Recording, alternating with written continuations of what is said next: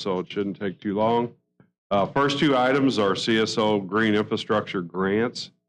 The first Green Infrastructure grant goes to Crossroads Senior Living at Bevo Mill.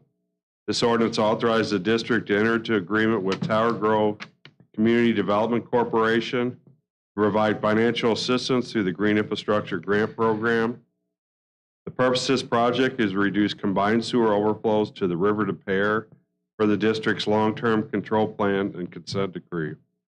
The project will reduce runoff with the installation of one bioretention basin.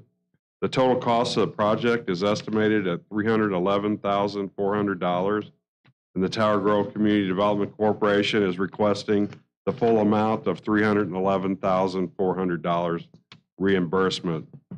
There's a map in your packet showing the location. Obviously, this is in the Bevo Mill area on Gravois South City and Delore area. And it shows the dark green shows the bioretention basin being constructed with this redevelopment of this parcel. The next item is a volume reduction green infrastructure for Foster Funeral Home. Ordinance authorizes the district to enter agreement with Foster Services for Funerals to provide financial assistance through the Green Infrastructure Grant Program. The purpose of this project is to reduce combined sewer overflows to the Mississippi River. This project will reduce runoff with the installation of one bioretention basin and additional permeable pavement on the parcel. The total cost of this project is $276,300, and they're requesting a full reimbursement of $276,300 for the project. This project is located in North St. Louis City on Martin Luther King Drive and North Sarah. As you can see, they'll have parking, permeable pavement in their parking lot on the left, to the left of the parcel, and then to the right, they're putting in a bioretention basin to capture the runoff. Again, it's all to capture combined sewers before they reach the combined sewer system. The next item is a planned supplemental appropriation for the fiscal year 24 budget for SCADA system upgrade. It appropriates funds and authorized staff to amend a design contract with EMA Incorporated. The supervisory control and data acquisition system upgrade, or SCADA, has been identified in order to modify this system that operates our wastewater treatment plants and pump stations in the Lime service area. The project will integrate existing systems and data sources to enable the possibility of real-time control of proposed high-rate treatment facility, dewatering pumping stations, storage tunnels, and various diversion gates that comprise our wet weather storage and conveyance system along River de Pere. The first year of the contract is focused on evaluating the SCADA infrastructure that's existing, and they prepared a preliminary scope and cost estimate. And then the second year of activity designed a project for Lower Middle River de Pere PLC and network upgrades. And this appropriation will design Lime ORS PLC and telemetry upgrades will be designed with this project. The total appropriation for this project is $2.5 million. I'm sorry, is $1 million, which is equivalent to the original budget item in the 24 budget. For right now, the total contract amount for this design is $2.5 million. All right. The next three projects are construction projects that were bid through the month of January. First project is the Frieden's I&I reduction. This action appropriates funds and authorized staff to enter into a construction contract. The work to be done consists of construction of approximately 2,700 linear feet of sanitary sewers, 8 to 12 inches diameter and appurtenances. The purpose of the project is to reduce building backups and relieve overcharged sanitary sewers. The district received 5 bids on this project. The low bid was from Gershenson Construction Incorporated. The bid was below our design estimate and our appropriation of $1.7 million is below the budget for the project. Gershenson is committed to 20.15% MWBE participation, which meets our 10% minority goal and our 10% women participation goal. Next project is the Spady Road Sanitary Sewer Improvement Project. This action appropriates funds and authorizes staff to enter into a construction contract. The work to be done consists of construction of approximately 750 feet of sanitary sewers from 10 to 15 inch in diameter and appurtenances. The purpose of this project is to reduce building backups and relieve overcharged sanitary sewers. The district received 3 bids on this project. The low bid was from Gershenson Construction Company. The bid was below our design estimate. Our appropriation of $580,000, which includes additional utility relocation and contingencies, is slightly above the original budget for the project. Gershenson has committed to 20% MWBE participation on the project, and that meets our goal of 10% minority participation and 10% women participation on this project. The third project is a storm sewer project. It's the Glen Mary to White Rose storm improvements. This action appropriates funds and authorizes staff to enter into a construction contract. The work to be done consists of construction of approximately 575 lineal feet of storm sewers 12 to 36 inch diameter. The purpose of this project is to alleviate flooding and erosion at number 7, 8, and 10 Glen Mary and number 8 and 9 Sleepy Hollow Lane in the city of Olivet. The district received 3 bids for this work. The low bid was from J.H. Barrett Construction Company. The bid was below our design estimate, and our appropriation of $540,000 is slightly below the original budget. J.H. Barrett is committed to 20.51% MWB participation. This meets the 10% minority and 10% women goal for this project. Question. The next item is the Lambert Airport Restricted Access Asset Inspection and Repair.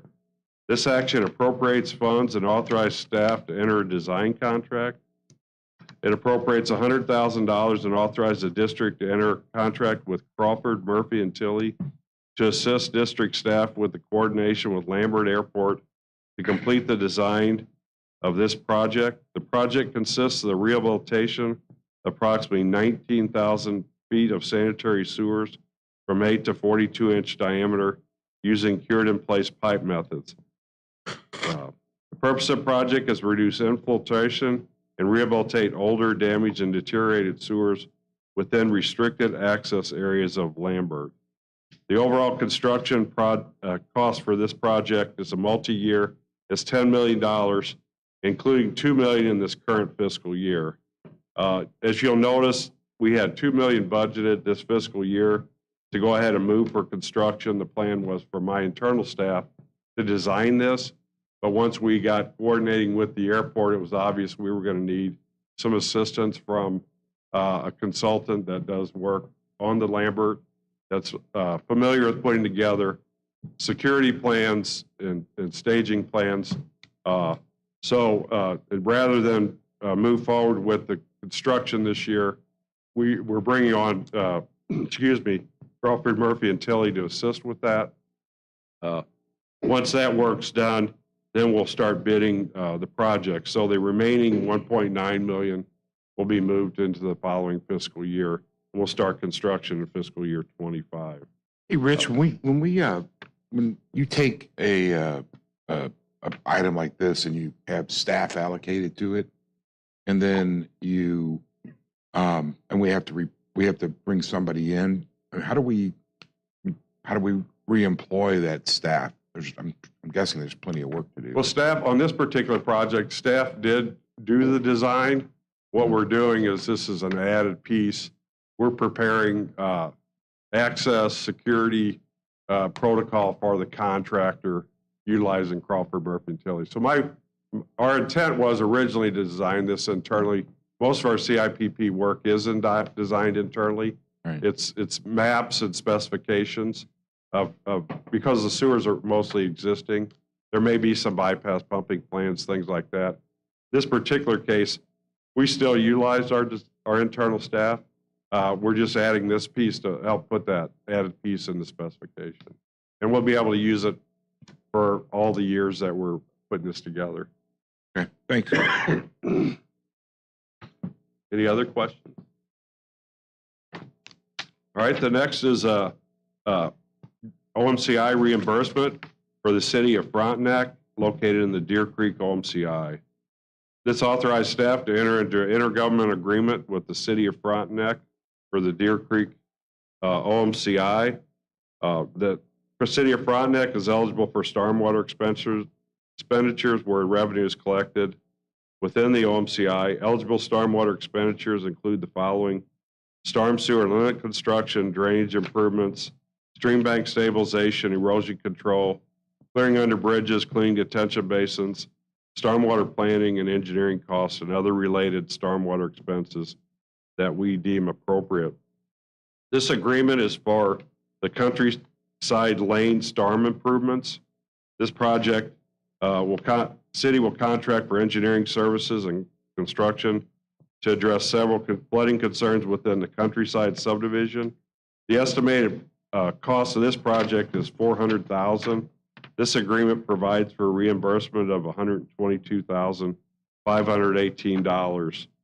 There was previous action related, so this is a second request for funding for this project. So what Frontenac has done, they're utilizing their funding available over a couple years in order to complete this project. Are there any questions? Excuse me.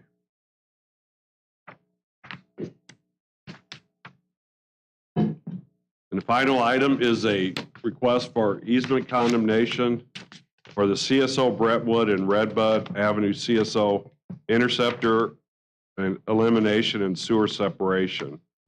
This ordinance authorized staff to proceed with further condemnation, including the filing of all necessary court pleadings or documents leading to the acquisition of permanent easements or temporary construction easements on 29 parcels of ground in the cities of Clayton and Richmond Heights.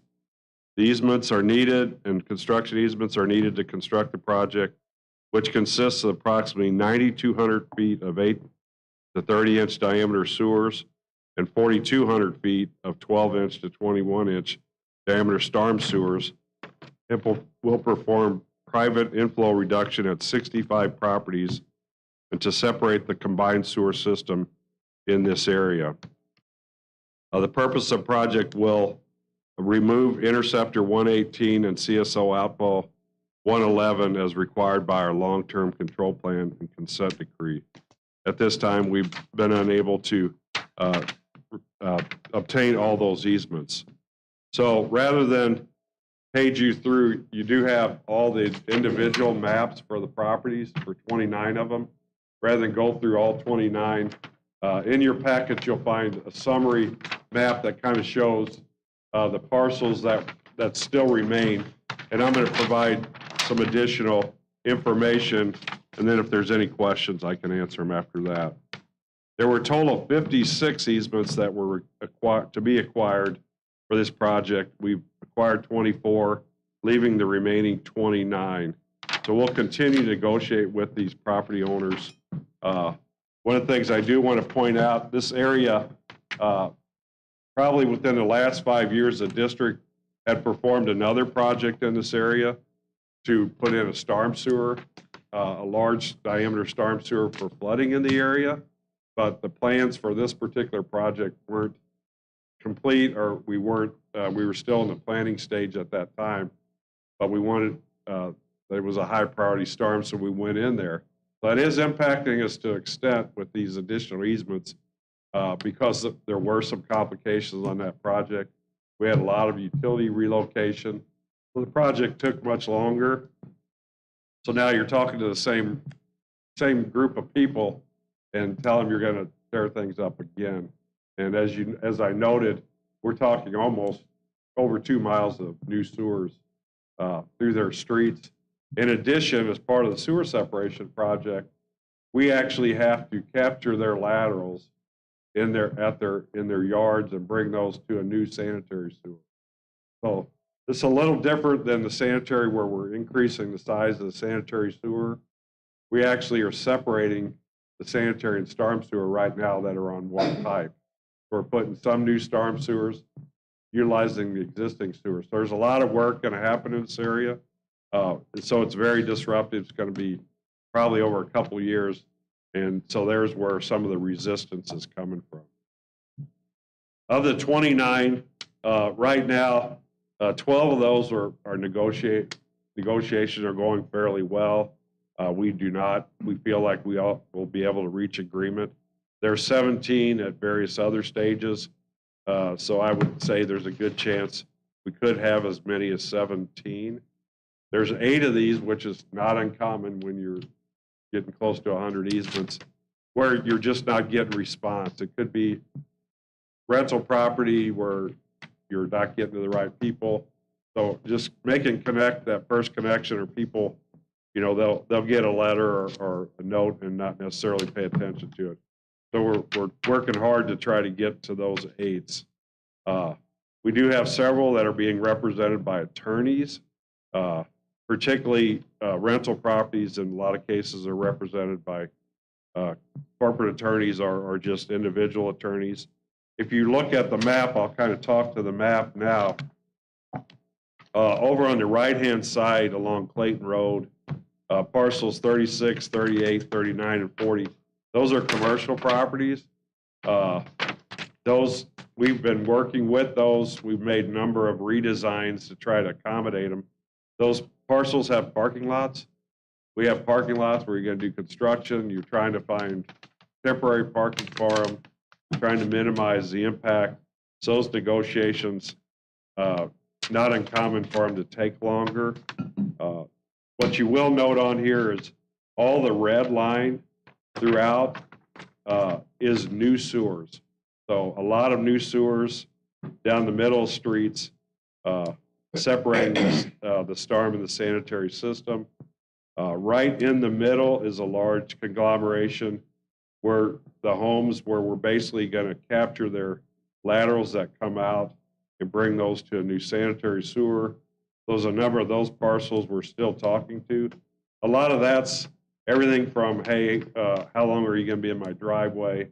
One of them actually has 2 electric vehicles and needs access to this way to plug those cars in. So those are things we're working out. But in order to keep the project moving and get the combined sewer separated, we're asking for requesting this easement condemnation. Again, one of the things we found, we do bring a number of these, obviously, to keep the project moving forward. We're still well over 90%. In other words, less than 10% do we actually get to that level where we actually go through the condemnation. But this keeps the process moving forward, and it gets some of those folks that aren't responding, actually makes them realize, hey, we've got to do the project and we want to move forward. Are there any questions?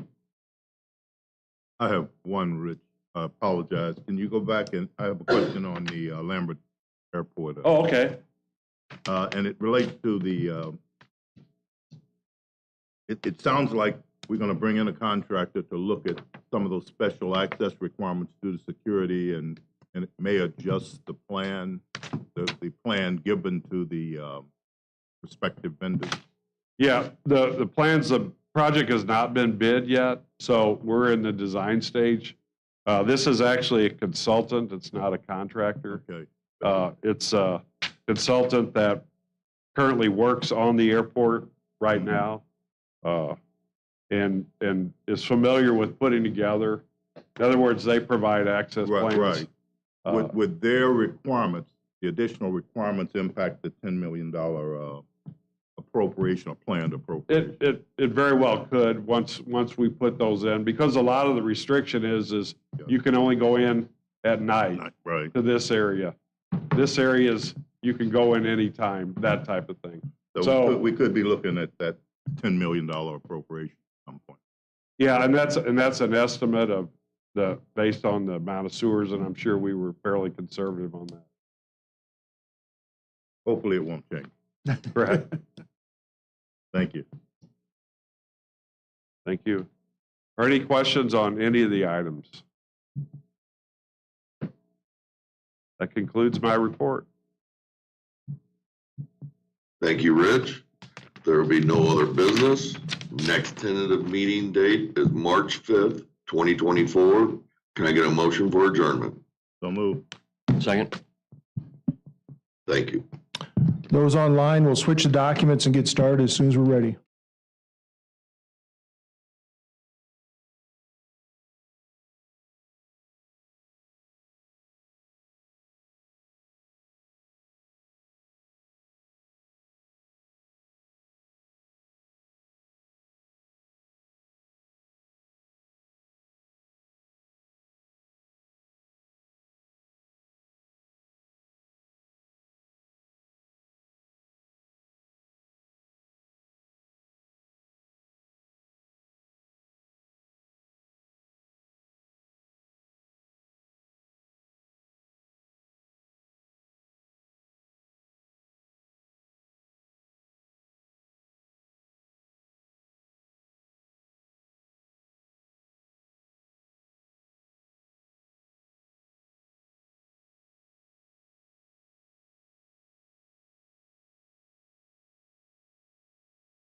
Yeah. Trustee Evans, we're ready when you are.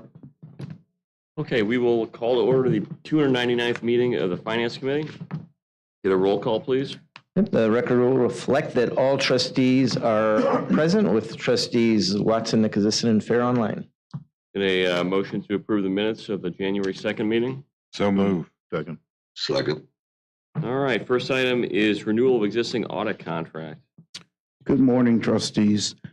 This proposed action would authorize the district to exercise option year 2 of 4 renewal option years with Clifton Lawson Allen LLP for independent audits of the district's financial statements, our pension plans, and some other required federal and state audits/procedures. Clifton Lawson Allen was initially awarded the audit contract back in 2021. Are there any questions that I can answer regarding this proposed action? Thank you. I think Tim has the next item. Yep, just one more item. This is the monthly portfolio report that we do. So I'm going to start in the upper left. We did have some changes this month on the report. So the total portfolio is up 95 million this month. That is because of some borrowings from the state revolving fund, some draws on loans, as well as at the beginning of the year, we tend to get a lot of the property taxes in that the city and county had collected. So not up 95 million. That was all invested at rates higher than the existing portfolio. So the total portfolio yield rose almost 0.25%, 23 basis points to over 3%. So we're slowly catching up here. Weighted average maturity went up about 9 basis points. So almost at a year now average outstanding, which is probably around where we typically are. No changes in the benchmark this month. Interest rates have been kind of up and down, but at the time we pulled the report, the benchmark was the same as last month. Moving over to the top right, sector allocation. This just shows that we are in compliance with the policy. We did see a little bit of an increase. A lot of the new money went into U.S. Treasury bonds because we put some of that out longer. So we've got about half the portfolio now in Treasury bonds. And that came at the expense of the other items, just Fed agencies down a little bit, commercial paper down just a very little bit. Not a lot of changes down in the fund summary, except for that 95 million additional funds that came in are all in MSD operations, which increased the yield to maturity for the operations portion of the portfolio, which is the bulk of it, up 26 basis points. It's over 3 now. And then the maturity distribution, we still are obviously different than the benchmark. Most of ours is in the maturing within a year, less than the 2 to 3 year or 1 to 3 year, whereas the portfolio is almost entirely 1 to 3 years. Just some slight movements around in those, although our 2 to 3 year went up about 6 percentage points, just because a lot of the money that came in, we put out a little bit farther. Since we expect rates to come down later in the year, at least short-term rates, we're looking for opportunities to put money to work out farther, just to protect the portfolio returns. Any questions? All right, that is all we have for the Finance Committee meeting today. Okay, next meeting, tentative date is Tuesday, January 5th, 2024. Get a motion to adjourn, please. So moved.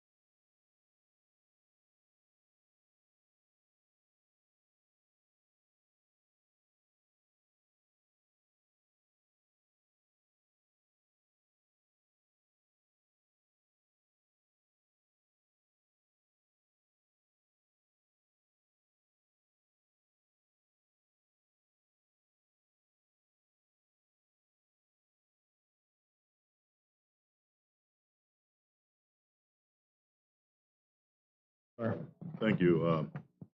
Morning, everyone. I'd like to welcome you to the 2024 February Stakeholder Relations Committee meeting. Can I get a roll call, please? Yep, the record will reflect that all trustees are present, with trustees Watson, Nicholas, and Fair online. Thank you. I have no comment. I get a motion to approve the minutes of the January minutes. So moved. Second. No objection. Minutes are approved. Good morning, Counselor. Good morning. The rest of the items are yours. You have the floor. Okay, thank you very much. The first one is proposed resolution number 3880 will authorize the third and final year of a contract existing with Shands, Elbert, Donalakis, and Giljam. They provide a specialized legal consulting services on matters involving stormwater and wastewater rate consulting and associated regulations and policies on an as-needed basis. So Bob Murray with this firm helps us a lot during the rate proposal process and before and after, making sure we keep our rates aligned with the past court cases and that sort of thing. So this will extend that contract for the last final year of renewal. Any questions? Okay, moving on to proposed resolution 3881 will repeal and supersede resolution number 3309 to add Todd Ashbacher as an alternate district designee to execute EPA and MDNR grant and loan documents. And effective March 1st, 2024, will remove Susan Myers from that as a designee. The state regulations require a resolution to identify the authorized representative by name for EPA or MDNR grant and loan projects.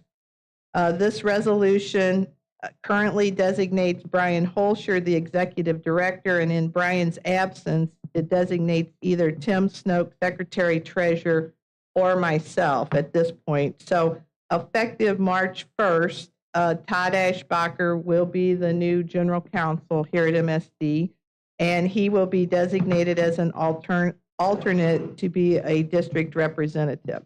It will also remove my name from being an alternate. So I'm sure everyone is aware of this, but February 29th is my last day here at the district. I am retiring. And Todd Ashbacher, who I've worked with for the last 12 years, will be the district's new general counsel. Todd, you want to stand up for a minute? So this resolution will take care of, swapping him for me. And then Todd and Brett will need to do the same thing with this resolution when Brian retires, to swap Brett out, to swap Brian's name out with Brett. So, are there any questions on that? All righty, thank you. Thank you. Are there any other issues? If not, the next tentative meeting date is Tuesday, March the 5th, 2024. I'll entertain a motion for adjournment. So move. Second. Thank you, everybody. Did we set a you. record? Oh, yeah. That's got to be it. Wow. I literally have I've been here 15 like minutes.